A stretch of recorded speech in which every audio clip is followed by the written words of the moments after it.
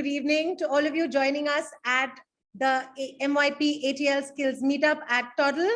I'm Pallavi Divedi, and I'm going to be your host for today's session. I'm very excited to have all of you with us today. As we wait for people to trickle in, I'd love to know in the chat where you're joining us from today.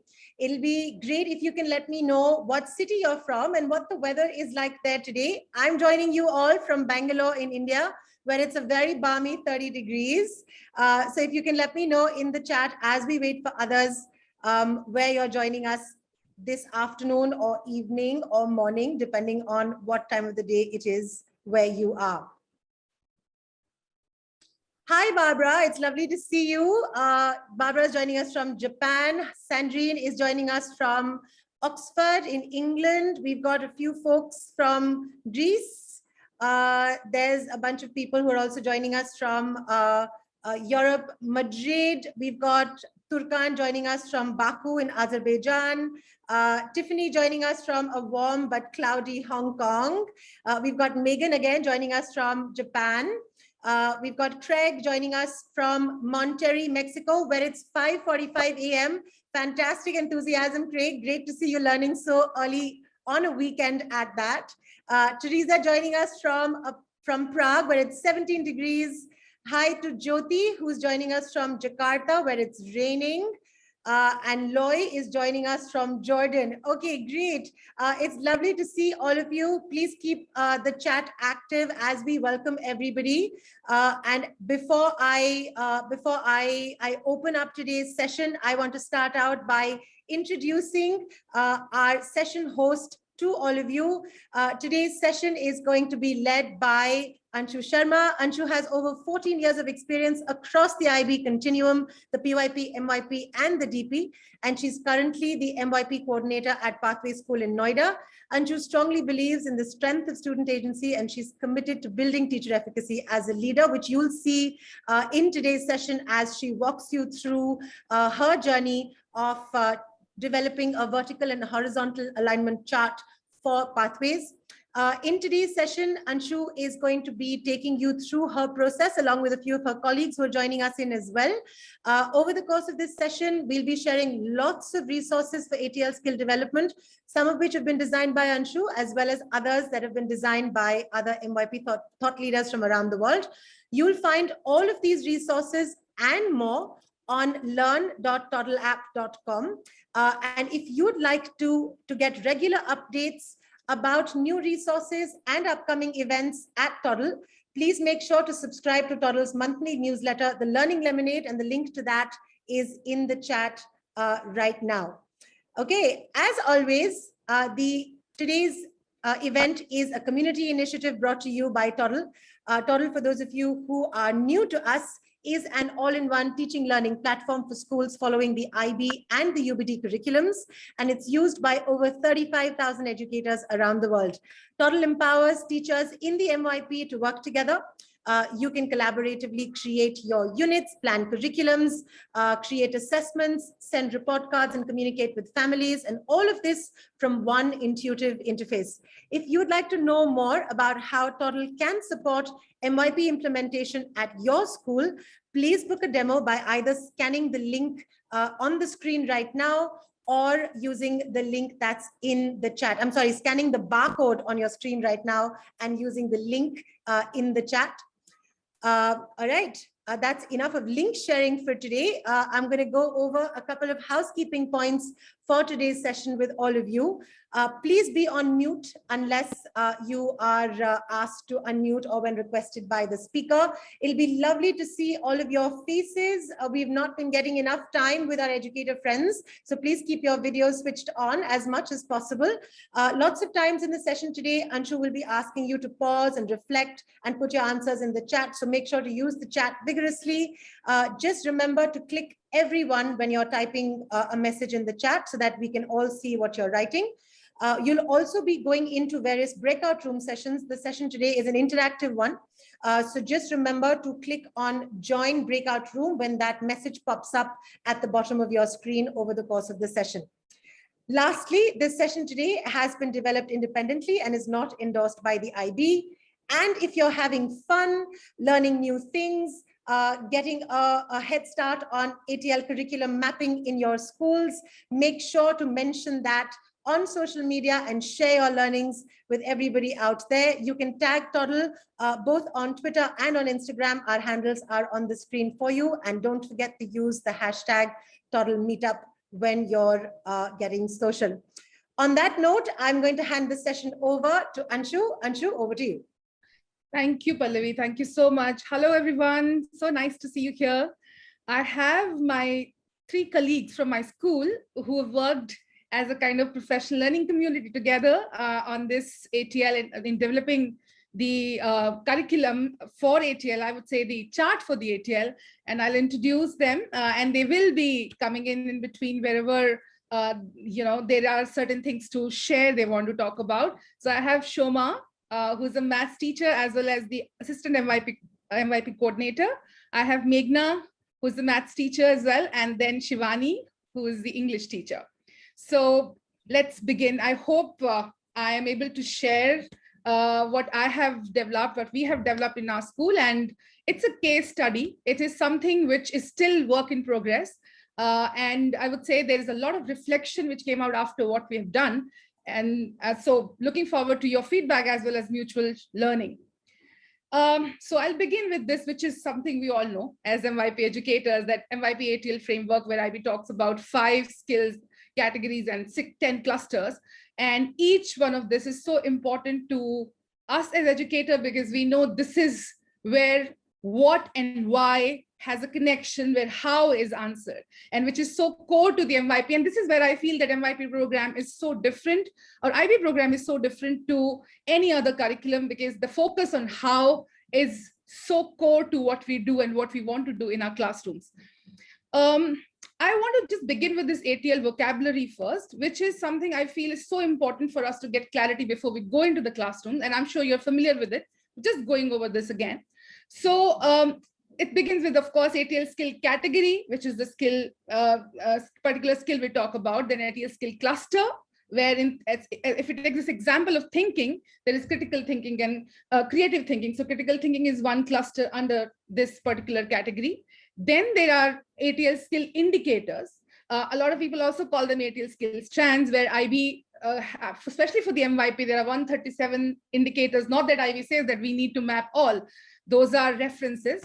And we can create our own indicators as well. That's what IB says. And this is the one in example which you see is evaluating sources, which is one of the indicator. And then comes the most important thing, which is about the skill strategy. So we got this terminology in place, but how do we develop this particular skill indicator, which we talked about? How do we develop that when it comes to our classroom learning and with our children? What do we do? What are the plans? What is the learning experience? And I think my focus usually goes on that, okay, what is the skill indicator and how did I choose that? And what are the specific strategies I'm going to use as an educator in my classroom? So if I see here, the example says OPVL framework and comparing viewpoints. So yeah, so INS teachers would relate to that. So this is the vocabulary which we all are familiar with. Again, I'm not saying that this is the only jargons we need to use. This is just the logical chart which may make sense to us when we look at ATL understanding. Before we go into the mapping part, I want to spend a little bit time on this particular thing, which is explicit skill teaching and implicit skill teaching. Again, we are familiar with this, but I think it's so important, especially when we were planning this in our school, we realized that we realized that there is something where we need to spend a little bit more time on this aspect. There was confusion, there was maybe lack of clarity, and this is where we spend time on understanding or unpacking what does explicit skill teaching means to us. So in my mind, it is that the ATL toolkit, or in a way we can say the toolbox, which we need our children to have before they go into the real task. So when you choose to take that particular ATL and you teach that purposefully, maybe outside of the defined curriculum, and because we know that this is something is going to maximize a student's learning and it will help them to achieve the learning objective, this is where the explicit skill teaching comes in. For example, if in criteria D of science, it talks about citing documentation, which is basically we teach them how to cite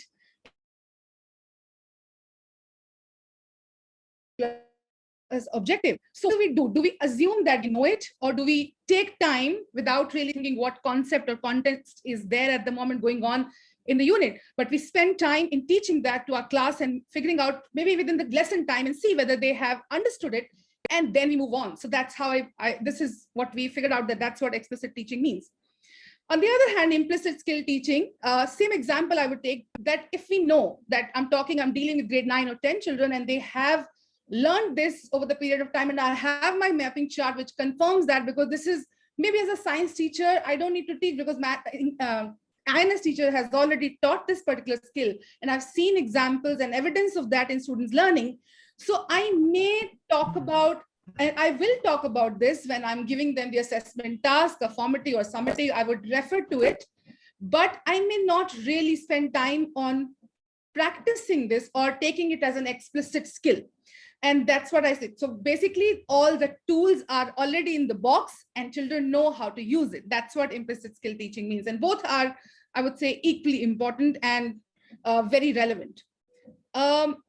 Here at the moment, I really want to ask you a question. What is easier to do with your students, explicit or implicit skill teaching, and why? You can write your responses in the chat box. That would be nice. So yeah.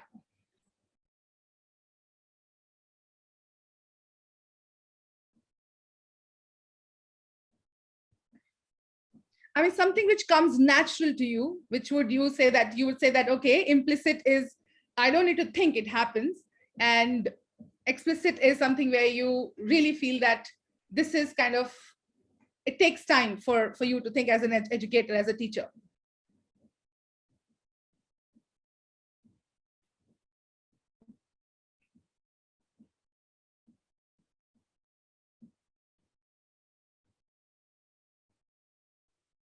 Anju, I'll help you read out some of the responses that are coming in. Quite a few in the chat are saying that it really depends on the situation. But Leila feels that implicit is easier. Philemon also agrees that implicit is easier because they have a time constraint. Lamis says that implicit, again, because students connected with the content themselves.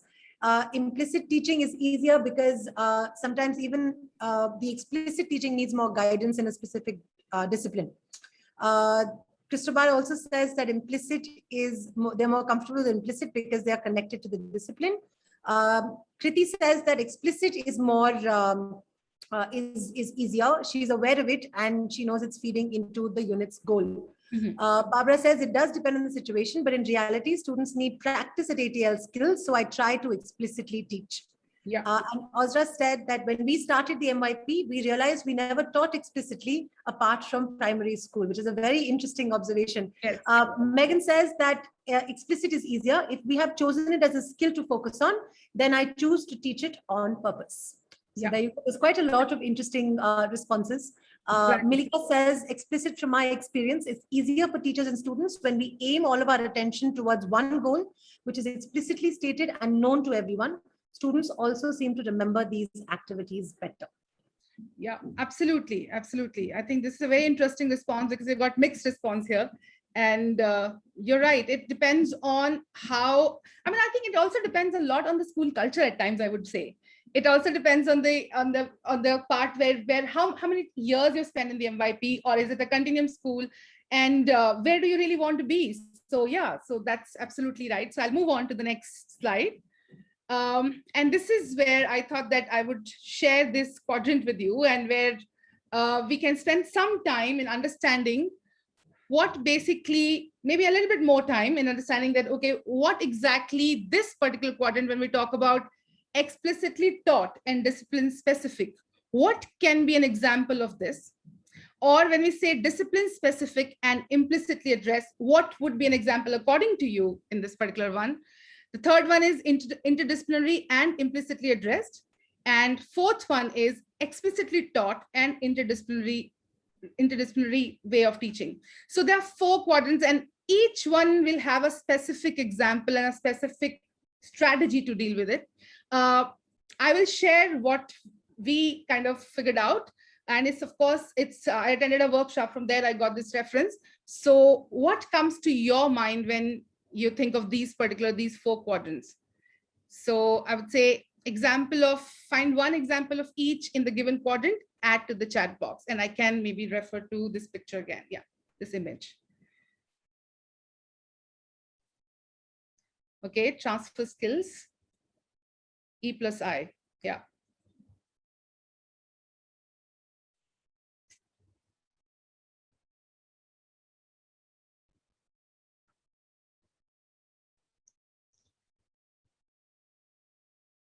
Yeah, understood.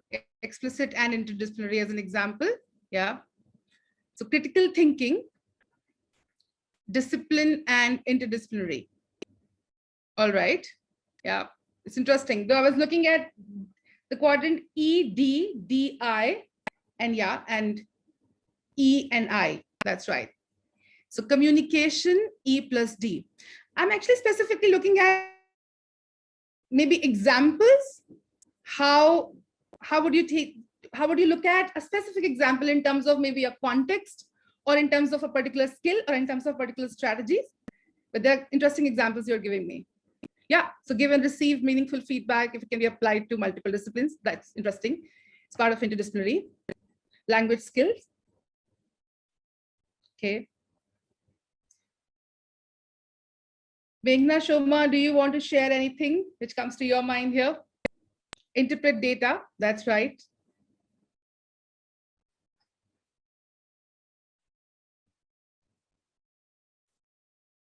Yeah, so this is interesting. Read critically and for comprehension is in languages can be applied. However, it can be implicitly addressed in INS and science. Graphing skills, E plus I. Okay, so here it goes. I'm going to share what is there on my screen, which is this. So if you look at this example, when we say explicitly taught and discipline specific, example is the history teacher uses debate as a technique to teach content. So this is discipline specific because it's part of your subject criteria. And it's also taught as a specific debate technique to teach content explicitly. That's one example. I'll go to the next one, and it says discipline specific implicitly addressed. Here, students are asked to write multiple argumentative papers which require demonstration of argumentation skill. Again, discipline specific, maybe not so much time spent on debate technique, but it's part of the paper what they are writing. There will be a focus on that. So implicit and discipline specific. Interdisciplinary and implicitly addressed. If you see, students participate in debates, MUN, other activities, maybe other than curriculum, and there's not so much explicit focus on how you learn to learn this debate technique. It's just assumed that because you're part of MUN, you'll go to that. So that thing. Then explicitly taught and interdisciplinary, which many of you have mentioned about this already as a transfer skill. So the techniques of argumentations are taught as a separate thing maybe, and then applied in history and English both. So it's transferred there. So that's the quadrant. And I think this is something which I'm sharing with you because I felt it was very useful for us to understand where exactly we want to put ourselves. Because when I think of ATL, we do ATL in everything every day in school. This is there in our form time lesson. It is there in special ATL lessons at times. It is there in master classes which children pick up. So it's everywhere visible. It's there in the curriculum in the classroom. So how do we know where exactly we are doing what? So that before we go into this mapping, we need to have this clarity as a school. Where do we belong? Where we are, where we want to be. So this is where we figured out it helped us. Okay, now this is where we move on to the mapping ATL skills. So apart from the documentation of ATL skills in the unit plan, where else this progression should be documented? These are few questions we actually started looking at and which really helped us to understand what do we want to do with this mapping? I mean, it all began, if I go back and as a case study, I kind of reflect back on that. I mean, we realized that as a school, we are 10-year-old school, and maybe more actually, I'm forgetting about that. But when we started with this, we started this whole thing during the authorization. And at that time, I would say that we took a lot of time to understand what ATL means. For us, it was more like a chart at that time. And then it continued for a while. And then after, I think when we were 5 to 6 years old, then we realized that as a school, we really need to see whether this ATL chart, which we talk about, is it really only on the paper? It is just in that on the document, or are we really kind of doing something with this in classroom? Especially because in our school, we were kind of shaping a lot in terms of whole student agency, how students understand, how students independently talk about ATLs. Are they able to use ATLs? Especially PSP was changing at that time. Of course, it has changed now, and it's very clearly student-oriented. Student agency is part of that. So all of that change helped us to think in this direction, that where we felt the need to look at our ATL mapping chart, which when we had started with, it was just a chart, not really a thought process. And now when I think of it, of course, there is a thought process and there's a research behind it. So this is where it started. So first thing I would say that this first question for us was that, okay, where else we should document this? How can we develop relevant learning experiences linked to ATL skills? How do we distinguish between implicit and explicit teaching of ATL skill in the classroom? How do we build collective capacity of our teachers to understand this? This was something which came as a big point to us, because we are a large school, we are a huge school with cohort of almost 15 to 1600 students and a large group of teachers. And that's where we realized that we need to build collective capacity for our teachers. And what are the system needed to track ATL skill in each subject and across? And we're still figuring out this one, honestly speaking.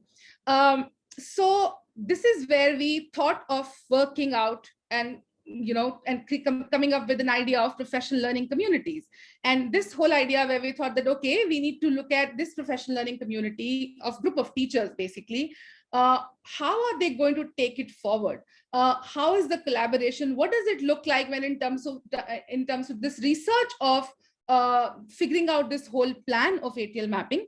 How does it go back to the subject specific groups? Like these teachers who we thought as PLC group members and those who were leading, they were from different subject groups, and they were not the HODs or head of the departments, and they were head of the department. So there are a lot of other things which we wanted to look at, that how the collaboration is going to be between that particular person and the teacher, and what would it look like. So this was the first step that we needed. We felt the need to have a PLC. Then we started to think of what are the steps we are going to have. So what exactly we need to do. So the first step in this journey was about understanding where we are. And it's all about kind of stock taking of what is happening in different subjects. Not really about that, okay, is it wrong or is it right, or what method we have been using. No, it's about stock taking. And this is the first step we took, and this is how it started. Meghna, you want to share your experience because you led this whole process in the school. Yeah, sure. Thank you, Anshu. So when we started looking at the skills, what we are catering to in classes, and we started kind of, as Ms. Anshu said, stock taking, it helped us to see, of course, what skills are we explicitly covering. It also helped us to see, are there any skills that we missed out on? So, and accordingly, we can create our plan of action and create learning engagements based on that. This also helped us to see, are we covering the same skill indicator in other subjects or not? So in case, suppose I realize that, let's say the skill of taking effective notes in class is being catered to in some other subject, maybe English, then I, as a maths teacher, I do not have to create learning engagements based on that. I do not have to teach that explicitly in my classes. So I can focus on some other skill indicator. And when we're working on it, we also, we also get to see whether we also get to see if there are any skill indicators for which we have missed out on creating learning experiences. So this is the stage where we create our further plan of action and move ahead. Yeah, so stock taking, as you said. And I think the second step, which is also very important, is about data collection and analysis. When you look at it, okay, first thing is that what does IB say? Do they say that we need to map all the ATL indicators? No. Then what exactly is the need? Ultimately, the need is that how it is really kind of coming in, where we can build that connection, how, and make our children independent and train them, as you all said, that children are master. They know how to use this particular skill and how they kind of use that skill to maximize their achievement, their outcomes. So this is where it began. The second step, as you were talking about here, which is data collection analysis, as I mentioned. So here, actually, also there's a lot of research came into picture, because we started reading about it, started researching about it as a school, started attending a lot of workshops. Lenny's work also came in really handy here. We followed that a lot. We read about that a lot, what she has worked out, a very interesting thing, especially her 2 to 3 blogs where she talks about ATL change in her school as well, her journey. So all of that kind of helped us to move to the next step. But before we move to the next step, I think it's important for us to take some time, a reflection time for all of us, where we can use this time to reflect on the ATLs being explicitly taught in your school. Maybe you can reflect on that. And what has been your process? Is there any method you followed? How you've done that? That's an individual activity where you will be looking at a particular. Maybe you can refer to our resource. I have posted that on the Padlet. And the other resource is a blank template where you, if you want, you can use that to write your responses or put a tick box saying that, okay, this is what you're doing explicitly and this is what you're not. And this is a 15-minute activity where you will do individual reflection time. After that, we come back to the group, and Pallavi, I'm sure she's going to help us with the groups. She's going to create the groups, and you will be sharing your finding with the other members in your breakout group. So I'll repeat it again. First is reflecting on the ATLs being taught explicitly in your school. 15 minutes it will take. And then sharing whatever your finding is, you'll share it with the other members in your breakout group. So yeah. So Pallavi, I know you've shared the breakout Padlet group, Padlet link already here. So yeah. The Padlet is in the chat. The learning engagement one that Anshu is referring to, there is a sheet on there which you can use, which essentially lists out all of the ATL skills and the ATL clusters and strands. And you can mark these out for your individual subjects. You can either indicate a tick or a cross or make some notes in there.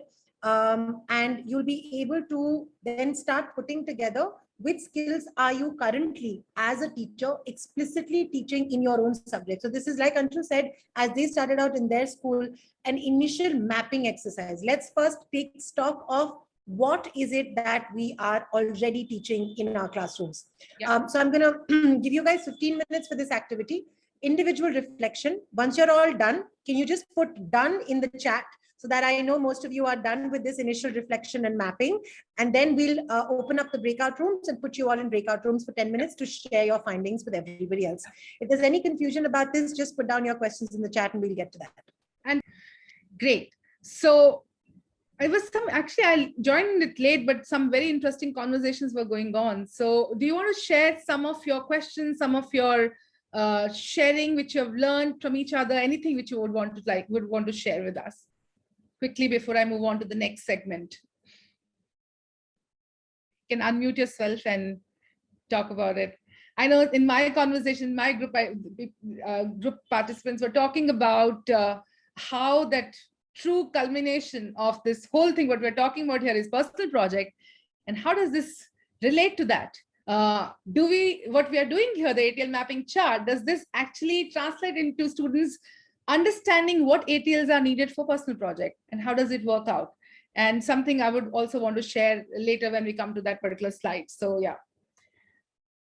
Okay, I know this is something you talked about, I think already in Nadia's session, if I'm not wrong, Pallavi, this purpose of creating ATL statement. That's correct. We have. Right. So this has been actually the motivation for us. I mean, this is part of our research, I would say, where we realize that how IB is changing, their perspective is changing, the PSP is changing. And that's where this whole thing of understanding of what is the purpose of creating an ATL statement and what does this mean in terms of your curriculum, in terms of mapping strategy. That's where I think I would say that inspiration was taken from here. So Ms. Jaya, what you were talking about, so subject objective, then comes the ATL skill indicator, ATL category or cluster, and strategy to develop this. And then we try to develop some of the ATL statements especially for different subjects. So this is one of the examples of English language and literature, grade 6, a particular unit, and where children were working on a particular unit where teacher kind of developed this first, and then they moved on to the curriculum teaching. So what exactly I'm talking about? So this is the statement, but how does this really translate into an ATL mapping chart? So this is what I want to share here with you. Plan of action, what we were talking about earlier. It is, as I said, this is inspired by this. So we realized that, okay, if we know this ATL statement here, and if we know that we are not doing all ATL indicators, which we don't need to anyways, but at the same time, we have really not realized any kind of method. It's just that we look at a subject overview. You, in the beginning of the year, when inset is going on, you just put some of the ATLs because you know there is a specific assessment in your mind, and you add that, which is fine. But there is just an overview understanding of that in your mind, not as a whole school, a plan, or a purpose. And so we thought of that, what should we do? Should we look at some specific ATL connection with the subject objectives? So we know that there is a specific curriculum mapping, and we also realize that, okay, as a school, we do ATLs in different ways. We have a specific ATL lesson also, where explicitly certain ATLs are taught, and that is keeping in mind personal project as a main goal. So we know those are explicitly taught, but at the same time, do we really need to take those same ATL in the classroom? So what should we do?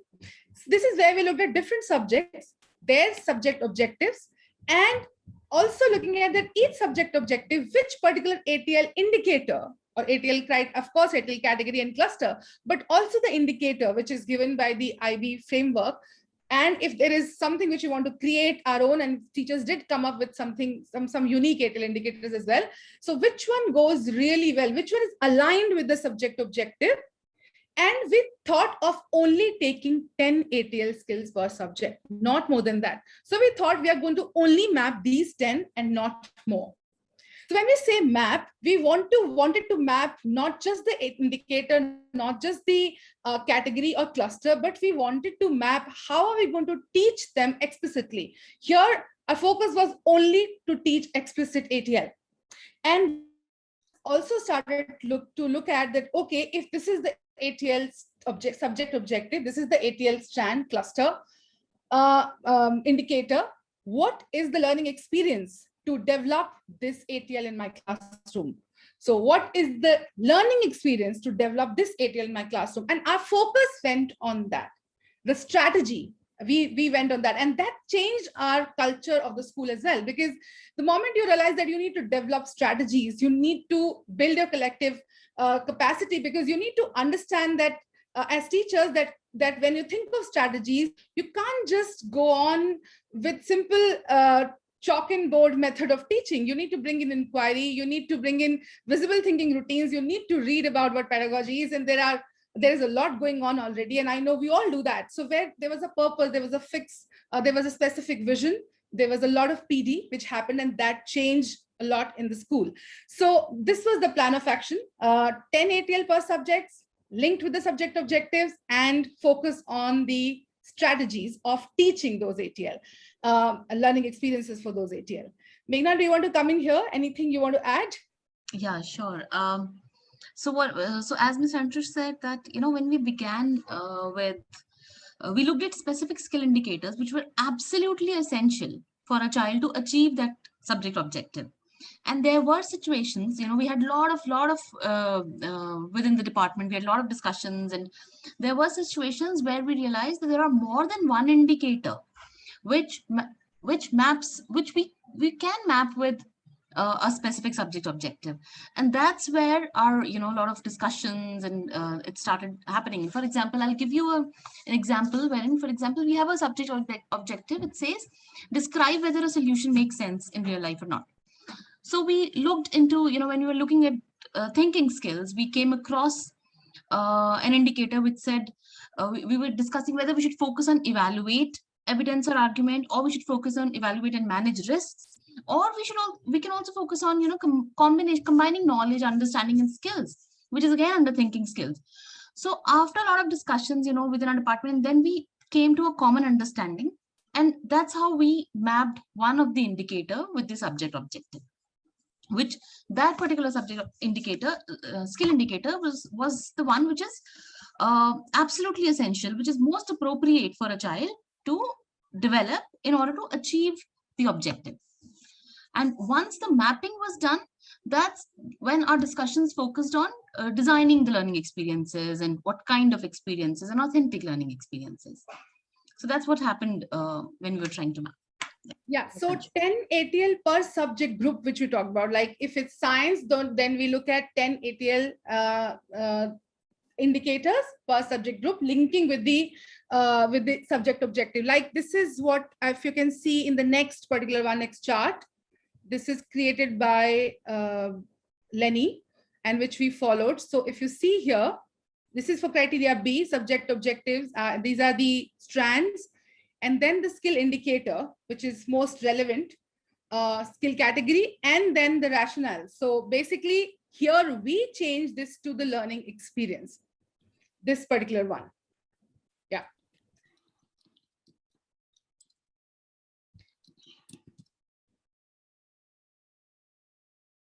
So this is the one which is, as I said, that inspired by Lenny's work. And this is the one which we created in our school.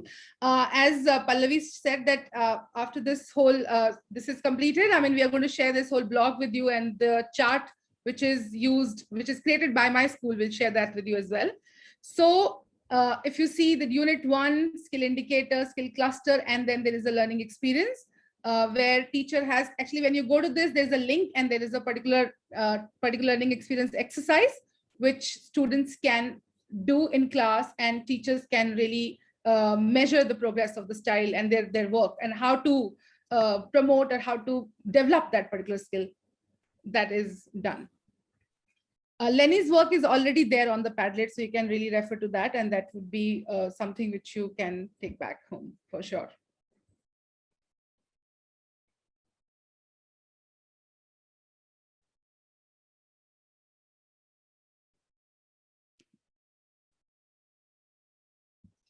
Okay, so here I want to bring in our reflection. So when we look at it, did it all work out for us? I don't think so. I mean, this is a journey. And when I look at it, we feel that while we were looking at only explicit ATLs to be mapped, somewhere our experiences were also pointing towards implicit, which is fine, but it was not as per what we were visualizing, the way we were looking at it. So somewhere we felt that our tasks or our learning experiences, those were related to more with, I would say, our formative and summative tasks, more than as a standalone learning experience for an explicit skill, which we wanted to teach as a learning experience to our children. So that was one takeaway, which we thought.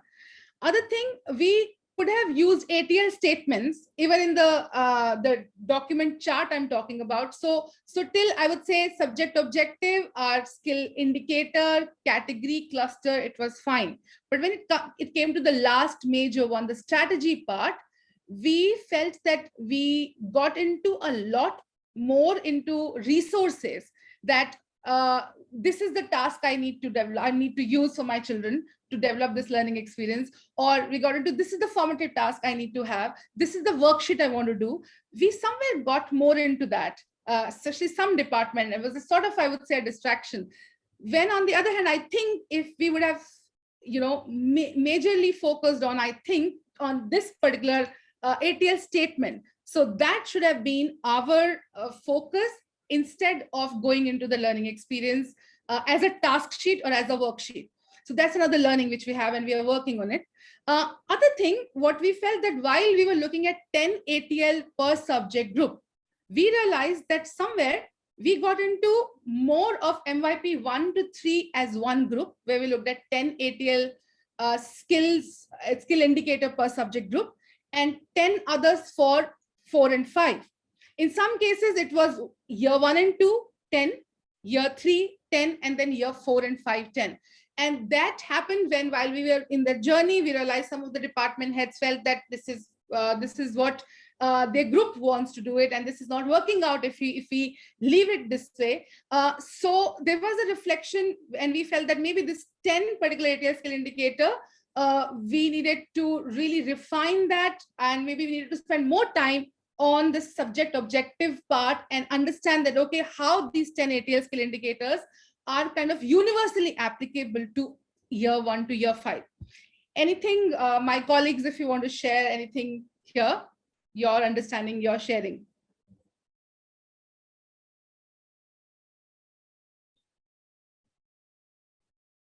Okay, so this is our reflection, and we are working on this particular aspect, and we are working on how we can take back and actually review the process and go back, and if it is actually 10 ATL indicators are needed, or we can actually make it 1 to 3 and 4 to 5, as some of you have also been mentioning here. So that is something we are working on. Moving on, this is the most important step. So our chart was done as per the learning objective, subject objective, as per the ATL skill indicator, the strategy. So chart was there for each subject group.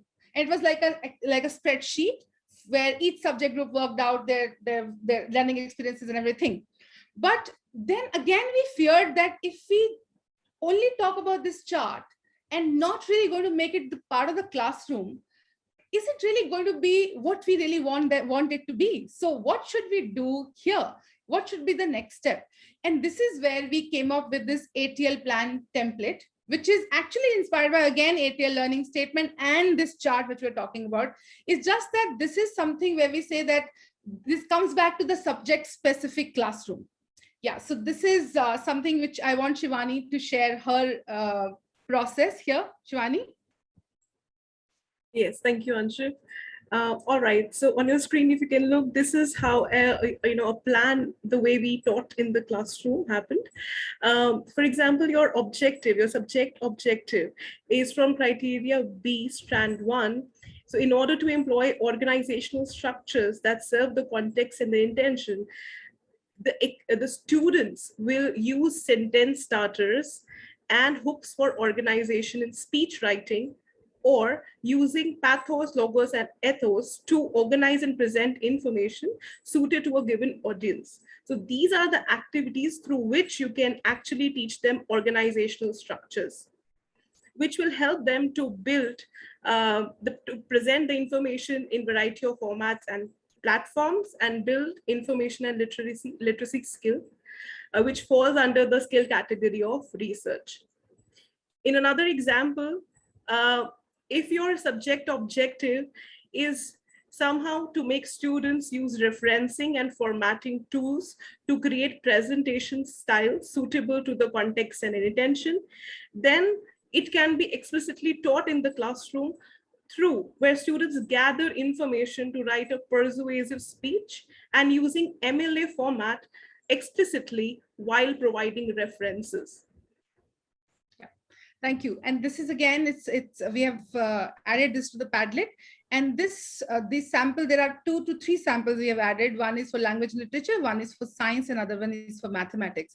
Tracking. So what we did for tracking these ATL, and how is it really coming back to our classroom in terms of student learning, where exactly it's reflecting in terms of student understanding. So we looked at this specific in terms of developing learning expectations. So can we create learning expectations, sort of a rubric, task-specific clarification for each category, each skill? Is it possible to do that? And how is it going to relate to the student work then? So our objective is that once you have this sort of sort of learning expectations and rubric, you can give it to the children. They have an understanding of this already, and they choose their learning goals based on the activity which we just did. So the template which teachers are creating and what they are using in the classroom, the specific learning experience and a specific ATL skill indicator for a particular unit, that sort of becomes the goal, student goal for that particular subject. And they also know how to track it because they have this particular rubric which we have created. So this is where we are at the moment. And how does it reflect back? How do we know that they are tracking this? So this work reflects in the student portfolio. So our children have started making their own portfolios where they use their resources, their learning, they document that based on their goal which they have set as per their ATL indicator. And then they kind of look at their journey from starting to where they think they've reached, and end of the year, in fact, in the semester, they reflect on that. This is where we are, and the student portfolios are working really well for us.